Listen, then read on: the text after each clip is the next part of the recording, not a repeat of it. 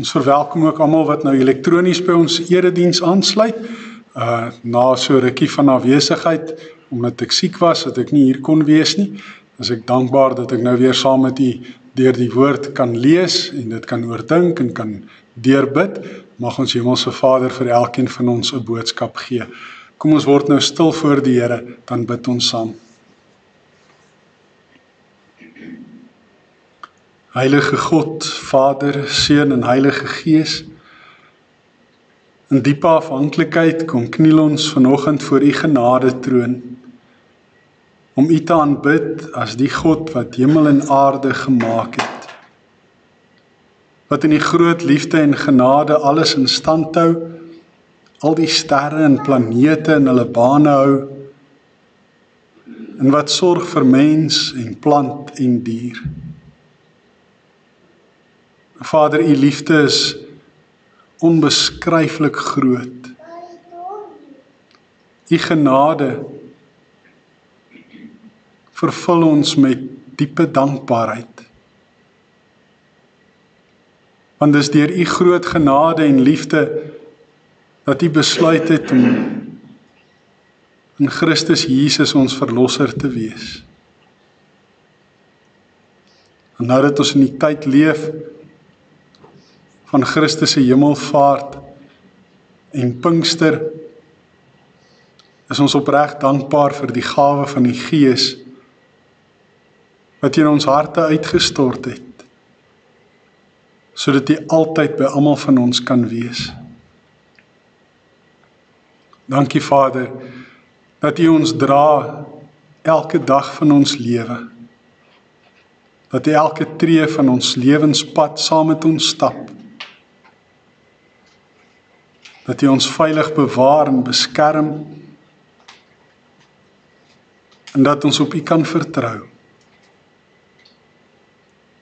Dis ons gebed, Here, dat ook hierdie erediens vandag vir u aanneemlik sal wees. Dat alles wat ons sê, dink en doen, u goedkeuring sal wegdra, en dat u ook daardeur geëer en verheerlik mag word. Ons bid dit in Jesus se naam. Amen.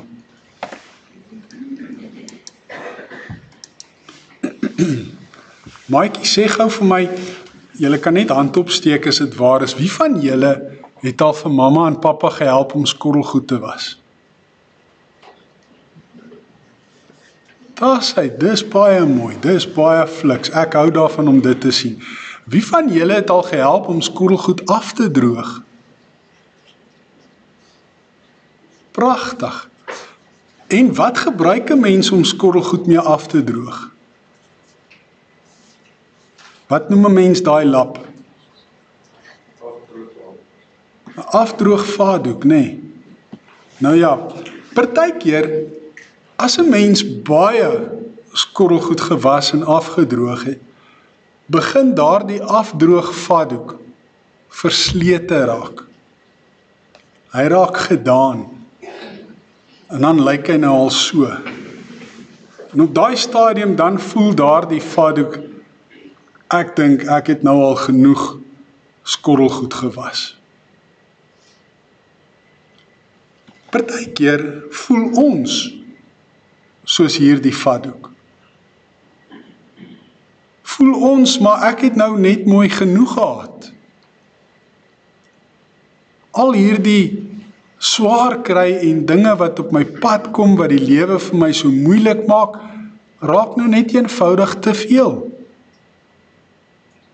En dan lees 'n mens 'n teksvers in Filippense 4, waar hy in vers 4 skryf, verbly julle altyd in die Here. Ek herhaal, verbly julle.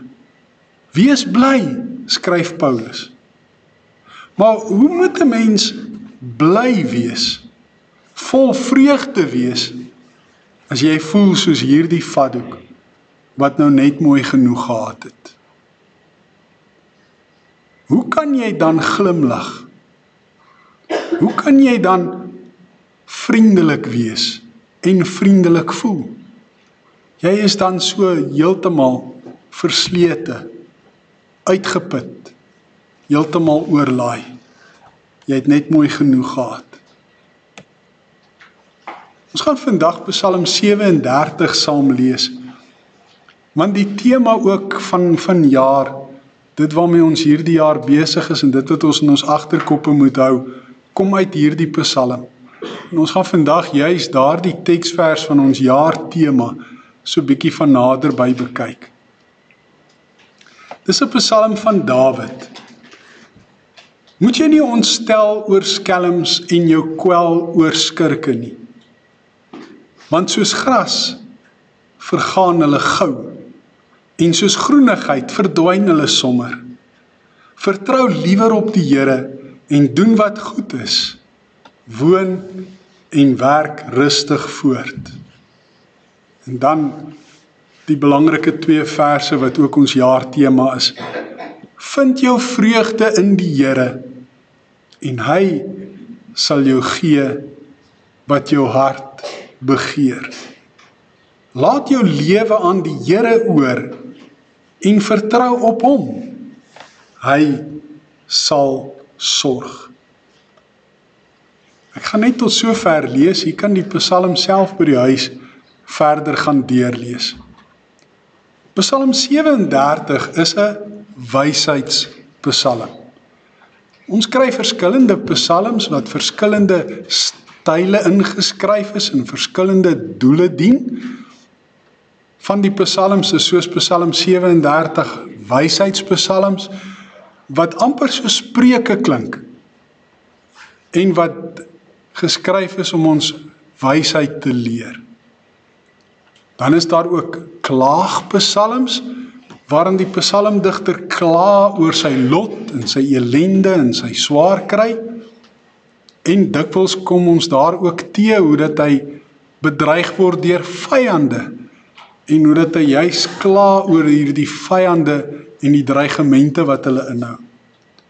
Dan is daar ook dankpsalms waarin die hooftema dankbaarheid teenoor God is. Daar is ook lofpsalms waarin God geloof word vir sy reddingsdade en vir wie hy is en vir wat hy doen. Maar kom ons kyk so 'n bietjie na hierdie wysheidspsalm vandag. Wysheidsliteratuur in die Bybel vertoon sekere kenmerke.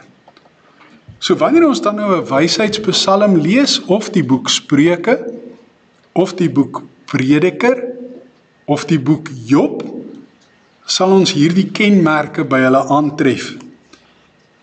Die eerste wat voorop staan is dat dit meestal gedigte is. Dis in die vorm van gedigte geskryf. Nou weet julle, daar is mos nou, as julle taalkunde studeer op skool, is daar verhalende materiaal, soos die voorgeskrewe boeke wat julle moet lees, en dan is daar ook digterlike materiaal, soos die gedigte wat julle lees en bestudeer. En julle weet al twee hierdie het verskillende literatuursoorte, het hulle eie eienskappe en kenmerke. Die Hebreëse gedigte wemel van parallelismes. Nou dit is 'n verskriklike woord en nou sal ek dit eers net vir die kinders moet verduidelik. 'n Parallelisme is twee goed wat gelyktydig gesê word of saam gesê word, wat meeste van die tyd wanneer dit 'n sinonieme parallelisme is, dieselfde betekenis het.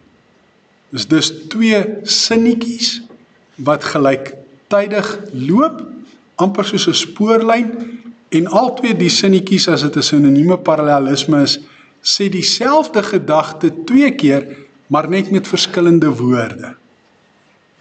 En dan kry mense ook parallelismes wat die teenoorgestelde doen. Die eerste sinnetjie wil een gedagte beklemtoon en die volgende sinnetjie beklemtoon dan die teenoorgestelde daarvan. En wanneer ons hier die wysheidsliteratuur lees, dan sien ons telkens hoe dit daar gesê word dat God die bron is van wysheid. As 'n mens wysheid wil hê en wysheid wil bekom, dan moet jy vir God vra om dit vir jou te gee, want hy is die een wat dit oorspronklik bepaal het en geskep het, en hy is die een wat dit ook kan uitdeel. En daarom sal julle ook in die boek Jakobus lees hoe dit hy skryf, as een van julle wysheid kortkom, moet hy dit van God bid, en God gee aan elkeen sonder voorbehoud en sonder verwyte, maar hy skryf daarby, jy moet gelowig bid, as jy daarvoor vra. Want as jy nie gelowig bid nie, kan jy tog nou nie verwag, dat jy iets van die Here sal ontvang nie. In die wysheidsliteratuur word wysheid beskou as die hoogste ideaal. Dis die hoogste nastrewenswaardige doel. As julle Spreuke ook lees, en as julle kort lees, hoe dit daar staan, my seun, jy moet wysheid nastreef, jy moet wysheid bekom, jy moet jou beywer vir wysheid. Alles wat jy doen, moet daarop ingestel wees, dat jy wysheid in die hande kan kry. Dit is die hoogste ideaal. Wie wysheid het, beskik oor 'n gesonde oordeelsvermoë en 'n fyn aanvoeling van dit wat reg en verkeerd is. Dit beteken, as jy wysheid het, dan sal jy kan weet wat is reg en wat is verkeerd, wat is sonde en wat is gehoorsaamheid, en jy sal daardie regte ding wil doen. Maar dit gaan nie net oor morele besluite wat ek moet neem oor goed wat sonde is of nie sonde is nie. Dit gaan ook oor al die ander besluite wat ek neem om die regte keuse uit te oefen, elke keer wanneer ek 'n besluit neem, sodat ek op die regte pad kan bly, in die regte rigting kan bly, en sodat ek kan doen wat die Here behaag en hom eer. Wysheid wonder oor hoe die lewe werk en dink diep daaroor na. So wanneer jy besig is met die wysheid, dan is jy besig met diepe nadenke oor die lewe, oor die hoekoms en die waaroms in die lewe. En jy wonder daaroor, jy dink daaroor na en jy bepeins dit. Dis waarmee jy besig is as jy die wysheid beoefen. Deur die eeue het wysheidsliteratuur en spesifiek dan ook in die Bybel ontwikkel en gegroei en selfs verander. Dit het begin by 'n oorvereenvoudigde kausale struktuur en dit het ontwikkel na 'n dieper verwondering oor die wese en die werk van God. Nou dis weer verskriklike groot woorde wat ek moet verduidelik.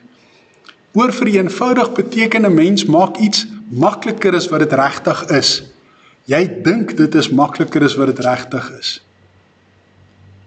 Kausale struktuur beteken dit werk met 'n oorsaak en met 'n gevolg. 'n Sekere iets gebeur en dan is daar 'n gevolg as daardie ding gebeur. En as dit 'n oorvereenvoudigde kausale struktuur is, dan beteken dit die oorsaak en die gevolg bly altyd konstant, dit bly dieselfde. Wat in die oorspronklike ouer wysheidsliteratuur geleer is, as jy goed doen, sal jy geseën en beloon word en sal dit met jou goed en voorspoedig gaan. As jy verkeerd doen, as jy sleg en sondig lewe en ongehoorsaam is, dan gaan dit met jou sleg gaan. Dan gaan jy altyd gestraf word. Jy gaan altyd aan die kortste end trek, jy gaan nie seën en voorspoed ervaar en beleef. Dis hoe dit aanvanklik gewerk het. En 'n goeie voorbeeld daarvan is Psalm 1, waar Psalm 1 'n mens leer dat daar twee groepe is, regverdiges en goddeloses. Die regverdige oordink God se woord dag en nag. Hy is soos 'n boom wat by 'n waterstroom geplant is en dit sal met hom goed en voorspoedig gaan. Die goddelose daarenteen is soos kaf wat deur die wind heen en weer gewaai word. Hulle is onbestendig in al hulle doen en late en hulle kan maar net teëspoed verwag. Met die loop van tyd het die mense wat die wysheid bestudeer en dit beskryf het en neergeskryf het agtergekom dat dit nie altyd so eenvoudig is nie. Want soms gebeur dit dat daar mense is wat goed leef, wat reg leef en gehoorsaam is en nie sonde doen nie, en dan gaan dit met hulle sleg. En dan is daar weer ander mense, hulle lewe sleg, ongehoorsaam en vol sonde, goddeloos, En dan lyk dit soms asof dit met hulle goed gaan. En dan word hierdie oorspronklike leerstellings van as jy goed doen, sal dit altyd met jou goed gaan, as jy sleg doen, sal dit altyd met jou sleg gaan, word dit bevraagteken. En word daar gewonder, maar waarom is dit so? Dat dit nie altyd so werk nie. En word hierdie verwondering oor wie God is en wat hy doen, net al hoe groter. En 'n goeie voorbeeld daarvan is die boek Prediker, maar veral die boek Job. Job worstel met hierdie vraag, waarom is dit so, dat dit nie altyd net goed gaan met mense wat goed doen, en altyd net sleg gaan met mense wat sleg doen. Psalm 37 wil vir hulle wat vashak by hierdie aanvanklike manier van dink, die ouer manier van dink, en ontsteld is oor die skynbare voorspoed van goddelose skelms en skurke, gerusstel. Psalm 37 wil vir mense wat worstel met hierdie vraag, kalmte en rustigheid bring. Hoe doen hy dit? Psalm 37 wil sê, kalmeer asseblief, haal 'n slag lekker diep asem, moenie jou ontstel oor skelms en jou kwel oor skurke nie. En sien julle, dit is 'n sinonieme parallelisme, want dieselfde ding word 2 keer gesê, net met verskillende woorde, maar dit beteken presies dieselfde. Jy moet jou nie ontstel oor skelms nie, jy moet jou ook nie kwel oor skurke nie. Ontstel en kwel is dieselfde, skelms en skurke is dieselfde, en dis hoekom ons dit 'n sinonieme parallelisme noem. Dit help nie om net die heeltyd te dink en te fokus op die skelms en die skurke se skynbare voorspoed nie. Daar is iets beter om te doen. Want soos gras vergaan hulle gou, soos groenigheid verdwyn hulle sommer. Dis weer 'n sinonieme parallelisme, dieselfde ding word 2 keer gesê, net verskillende woorde word gebruik, maar dit beteken presies dieselfde. Die psalmdigter wil sê, dit help nie om soveel te worry oor die skelms en die skurke nie, want hulle uiteinde is op pad, en hulle uiteinde gaan baie sleg wees. Al lyk dit nou asof dit met hulle goed gaan, en asof hulle nou voorspoed geniet. Al ry hulle nou al daardie DDM'e, die duur Duitse motors, gewoonlik in swart, met swart getinte vensters. Hulle rap die goed op mos deesdae, laat dit so matte black lyk. Glad nie vir my mooi nie. Kar moet blink, maar hoe dit ook al sê, die skelms en die skurke, hulle lyk asof dit nou met hulle goed gaan, want hulle ry nou hierdie grand karre, hulle bly in hierdie grand huise, en wat vir my altyd so interessant is hoe skelmer die skurke is, hoe meer leiwagte het hulle. Is dit nie so nie?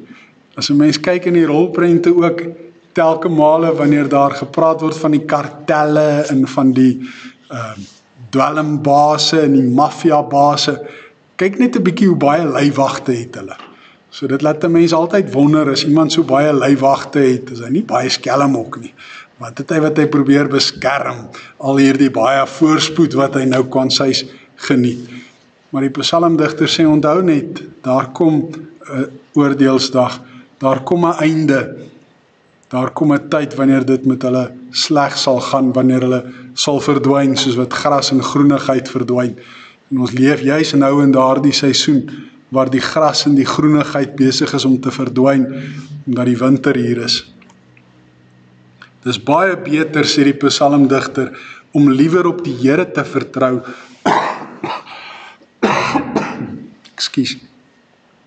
baie beter om liewer op die Here te vertrou, en om aan te hou, om gehoorsaam aan hom te wees, om aan te hou doen wat goed is, om werk en rustig te woon en dit voort te sit. Woon en werk rustig voort.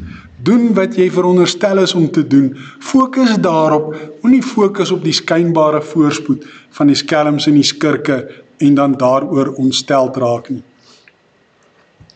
En dan sê hy, vind jou vreugde in die Here, en hy sal jou gee wat jou hart begeer. En hier het ons nou weer te doen, ook met 'n sinonieme parallelisme, maar in hierdie geval vertoon dit 'n X-struktuur.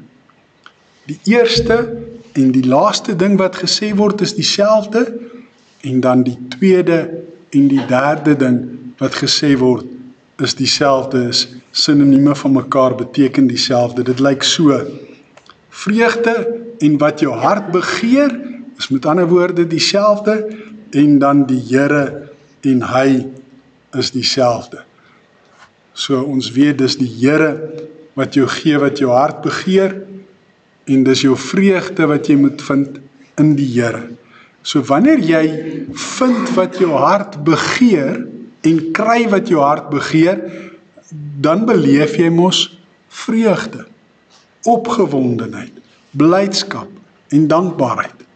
Dink nou maar net, as jy nou 'n briefie vir Kersvader geskryf het, en wanneer jy jou Kerspresent oopmaak, is dit wat jy in daai briefie gevra het, hoe bly jy is, hoe vol vreugde jy is. Dit wat jou hart begeer het, het jy gekry.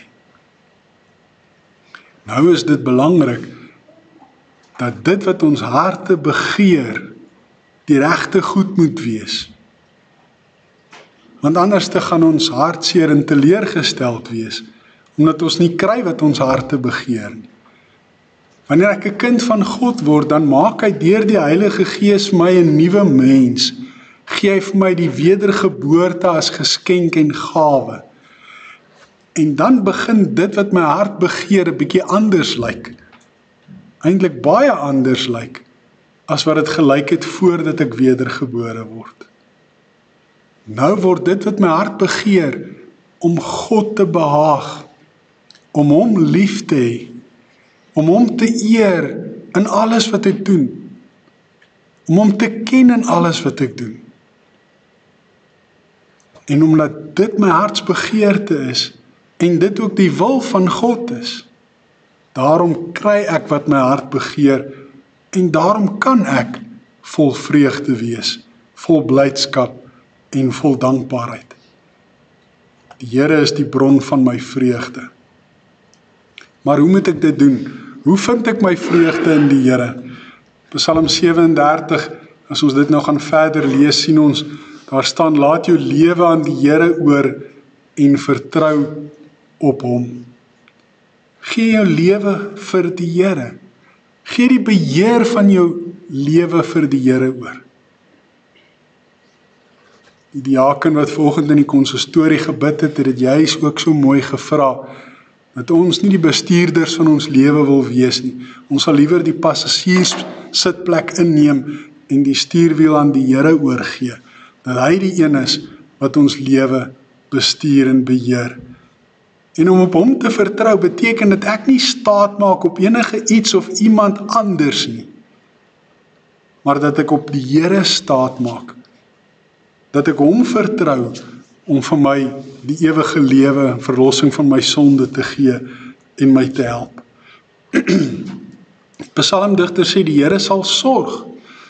Hy sal vir ons gee wat ons harte begeer, want ons begeer mos die regte goed as ons kinders van die Here is. En hy sal vir ons sorg, soos 'n vader vir sy kinders sorg, so sorg die Here vir die wat hom vrees, sê die psalmdigter. Verder sê die psalmdigter ook, dat hy ons onskuld sal bewys, en dit is nou maar weer in die konteks van die vyande wat 'n mens partykeer bedreig, en wat jou vals beskuldig. God sal bewys dat jy onskuldig is wanneer hulle jou vals beskuldig. Hy skryf vertrou in stilte op die Here en bly op sy weë. Dis die regte pad van gehoorsaamheid. Bly op die regte pad, vertrou in stilte op die Here, bly afhanklik van hom. Moenie jou ontstel oor die skynbare voorspoedige lewe van 'n skelm nie, dis iets wat hy deurgangs in die Psalm deurlopend herhaal.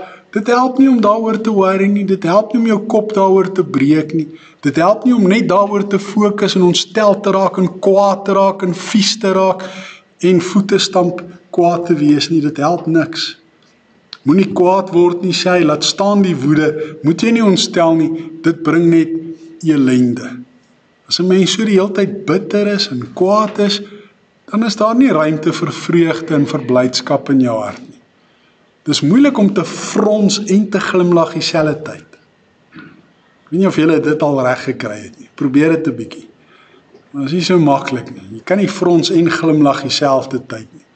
So dit help nie om met 'n frons rond te loop en heeltyd kwaad te wees oor alles wat verkeerd is nie. Glimlag eerder, wees eerder bly, dankbaar, vol vreugde oor die mooi dinge in die lewe. Skelms sal oor 'n klein rukkie uitgeroei word, die wat op die Here vertrou, sal in besit bly van die land. En om in besit te bly van die land, is maar 'n vaste uitdrukking wat hulle in Hebreëus gebruik het in daardie tyd. Dit was deel van die seëninge en van die voorspoed wat hulle in gedagte gehad het. As jy in besit bly van die land wat die Here jou God vir jou gee, dan het jy sy seën en sy voorspoed geniet. Die psalmdigter sê ook, die Here bepaal die koers van die mens met wie se pad hy tevrede is, en hy ondersteun hom. As so iemand val, bly nie lê nie, want die Here help hom op. So daar is ook tye in ons lewe wat ons sal struikel en wat ons sal val en wat ons verkeerde goed sal sê, verkeerde goed sal dink, verkeerde goed sal doen. Maar as ons op ons knieë voor die Here beland en ons stort ons harte met berou voor hom uit, dan is hy altyd gereed om ons weer op te help, dat ons weer op ons voete kan wees. En dan sê die psalmdigter ook dat die bietjie wat die regverdiges het, baie beter is as die rykdom van talle goddeloses. Want weet jy, daardie rykdom van die goddeloses stel hulle nie tevrede nie. Hulle kom nooit op 'n punt wanneer hulle tevrede is en dankbaar is vir wat hulle het nie. Hulle bly altyd gierig en inhalig en hulle wil altyd net nog meer en nog beter hê. Maar 'n gelowige, 'n regverdige, is tevrede met die bietjie wat hy het. Al is dit nou nie so baie en so grand soos die goddelose se rykdom nie, is hy daarmee tevrede en is hy dankbaar want hy weet, dis 'n gawe uit die hand van die Here. En daai tevredenheid is werklik kosbaar en waardevol en geen geld en rykdom in die wêreld kan dit koop nie. En wat is die boodskap vir ons uit Psalm 37? Ja, ons weet, alle mense wil graag vreugdevol en gelukkig wees. Maar ons weet ook, daar's talle dinge in die lewe wat ons van vreugde wil beroof, wat ons blydskap van ons sal wegvat, wat ons soos opgebruikte vatdoeke laat voel. Skelms en skurke en hulle skynbare voorspoedige lewe kan so 'n dief van vreugde wees. En dis die voorbeeld wat hier in Psalm 37 vir ons gegee word. Maar elkeen van ons het ook goed in ons lewe wat ons van vreugde beroof. Wat beroof jou van jou vreugde? Dink 'n bietjie daaroor. Is dit al die potholes en die slaggate in die paaie? Is dit die swak waterdrukking wat ons het op die huidige oomblik, as gevolg van watter rede ook al, dat jy onder die stort moet rondspring as jy net 'n bietjie wil nat word? Is dit kragonderbrekings? Nou hoor ons van wateronderbrekings wat dalk vir 16 dae lank gaan duur.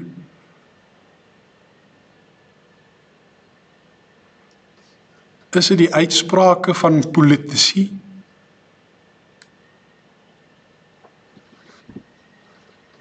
Is dit dalk die liedere wat hulle sing, wat deur sommige as haatspraak beskou word en as ander nie? Is dit die oorloë in die wêreld?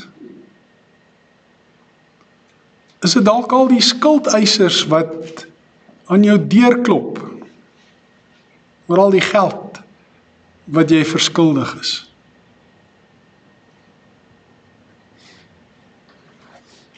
Is dit dalk 'n kind wat jou teleurstel as gevolg van 'n drank of dwelm, een of ander verslawingsprobleem? Is dit dalk 'n ouer wat ekstra kwaai en ekstra streng al ewig op jou keus is? Dalk 'n onderwyser by die skool wat jy voel op jou pik? So kan elkeen sy eie voorbeelde opnoem van dinge in die lewe wat jou van jou vreugde beroof. Dalk die boelies by die skool.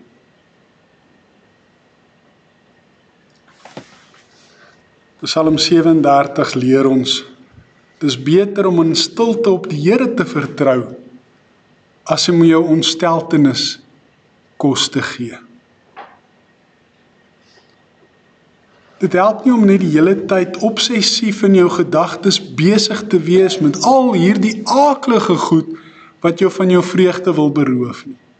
Wat bring dit jou in die sak?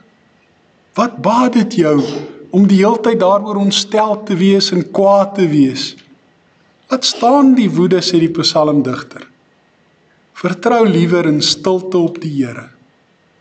Fokus liewer op hom en op die goeie goed wat hy in jou lewe doen en bewerkstellig. Op die ewige lewe wat hy vir jou wil gee, die vergifnis van sonde wat Christus aan die kruis vir jou bewerkstellig het. Raak eerder stil.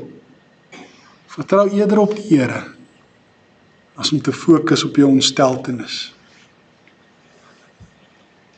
Ek het dit in die verlede ook al gesê en ek sê dit weer, want dit is baie waar en ook hier weer van toepassing. Verander jou gesindheid, jou ingesteldheid, jou fokus en jou lewe sal verander. Fokus meer op die dinge wat jou bly maak, wat aan jou vreugde verskaf, as om op die aaklige goed te fokus.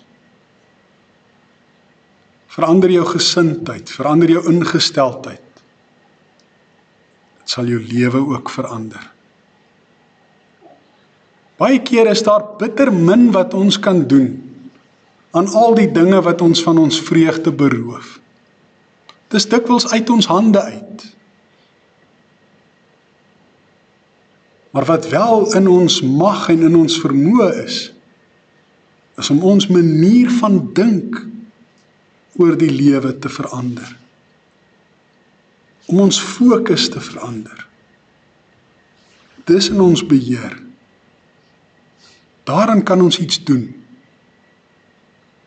Kom ons lewe in die vreugde wat die Here gee vir hulle wat in stilte op hom vertrou. Amen. Kom ons bid saam. Heilige Jesus, Heer van die Here, Donderdag het ons Hemelvaartdag gevier, toe U verhoog is tot U hemeltroon. Ons wil aan U die eer bring, al die lof, die aanbidding en die heerlikheid tot in alle ewigheid. Omdat U verlossingswerk klaar gemaak het, en ons nou van vreugde kan jubel en juig, ons wat in stilte op U vertrou, omdat ons weet wie ons verlosser is, omdat ons U ken, omdat ons weet dat U ons liefhet. Vader, help ons om nie te fokus en te konsentreer op al die ontstellende dinge in die lewe nie, op al die dinge wat ons van ons vreugde wil beroof nie. Help ons om in diepe afhanklikheid op U te fokus, die verlossingswerk wat U bewerkstellig het, op die wete dat die goddeloses wat ons bedreig en wat ons vreugde wil beroof, sy einde naby is.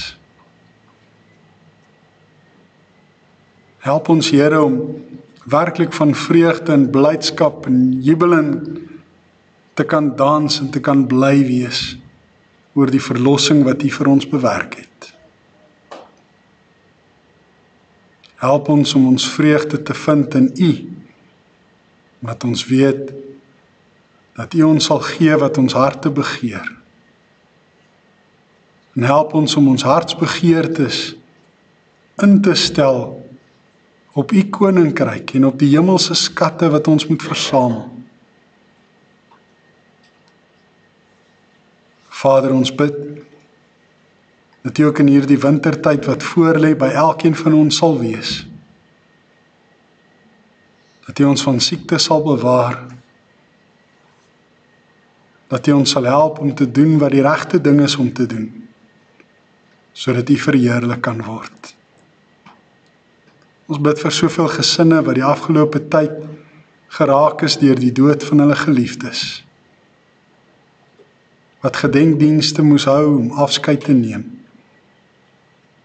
Ook hulle wie se gedenkdienste nog voor lê. Ons bid vir hulle wat worstel met hulle gesondheid en wat operasies moes ondergaan. Vir hulle wat pyn verduur. Ons bid vir hulle wat eensaam en alleen voel. Vir hulle wat finansiëel swaar kry. Vir hulle wat in hierdie wintertyd nie 'n kombers het of 'n dak oor hulle koppe het nie. Ons weet, Here, U sorg en U voorsien, en dikwels wil U ook ons gebruik om te sorg en te voorsien, sodat ons ook die vreugde wat U aan ons verskaf kan uitdeel en ook 'n glimlag op iemand anders se gesig kan plaas. Help ons, Here, om ons lewe so te leef dat dit 'n vreugdevolle loflied sal wees tot eer en verheerliking van U naam. Ons bid dit in Jesus se naam, met dankbaarheid omdat U ons gebede verhoor. Amen. Ons het vandag weer ons sagte dankoffer projek, so jy kan die koevertjies waarin wat jy by die deure gekry het, die dankoffer daarin plaas en dit dan net in die skatkis gooi wanneer jy uitbeweeg of vir die diakens by die deure gee. Baie dankie ook daarvoor, en die van die wat elektronies die dankoffers wil oorbetaal, jy is ook baie welkom. Ons het groot waardering ook daarvoor. Baie dankie.